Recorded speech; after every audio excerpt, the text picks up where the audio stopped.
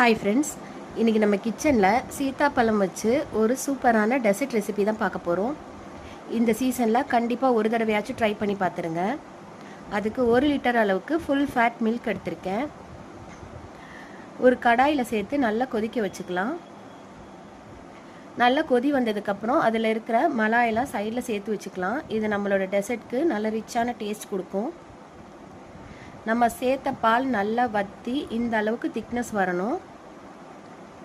இதில் 3 table spoon அளவுக்கு sugar, கொஞ்சமாக ஏலக்காய் பவுடர், இது எல்லாத்தையும் சேர்த்து நல்லா மிக்ஸ் பண்ணி ஆற வச்சுக்கலாம்.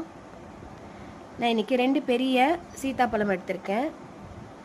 அதிலேருந்து ஃப்ளஷை மட்டும் ரிமூவ் பண்ணுறதுக்காக சாப்பரில் சேர்த்துக்கிறேன். சாப்பரில் சேர்த்து இந்த மாதிரி ரன் பண்ணால் ஃப்ளஷ் தனியாக சீட்ஸ் தனியாக வந்துடும். விதைகள் எதுவும் அரைப்படாது. இந்த மாதிரி ஒரு ஸ்ட்ரெயினர் வச்சு விதைகள்லாம் ரிமூவ் பண்ணிக்கிறேன். என்கிட்ட சின்ன ஸ்ட்ரெயினர் தான் இருக்குது. பெரிய ஸ்ட்ரெயினரில் பண்ணிங்கன்னா ஈஸியாக வந்துடும். நம்மளோட ரபடியும் நல்லா ஆறிடுச்சு. இப்போ சீத்தாப்பழத்தை சேர்த்து மிக்ஸ் பண்ணிக்கலாம். ஃப்ரிட்ஜில் வச்சு 2 மணி நேரம் எடுத்துக்கிறேன். இப்போ நம்ம சர்விங் டிஷ்ஷில் மாற்றிக்கிட்டேன்.